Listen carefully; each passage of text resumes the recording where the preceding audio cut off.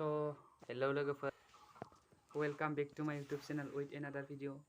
खुलुमबाय नोंथांमोनखौ आंनि YouTube चेनेलाव फिन खेबसेबाव बरायहरफिननाय जाहैबाय। So, लोगोफोर, आं दायो दोंसे खन्थाइ आवरायनो सानदों।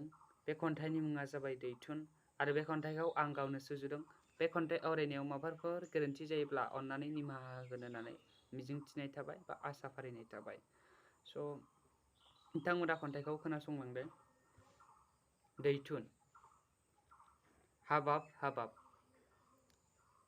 हनै नायहर लोगोफोर, बेसेबांदि जोंनि जाहाजाव गोजौ गोजौ दैथुन सौदावदों। आं सम सम गिखांनायसो मोनो जेब्ला जोंनि जाहाजा लैथोनि मिरुसिम मोनहैयो। दै आरो दै, जेरैबो दै।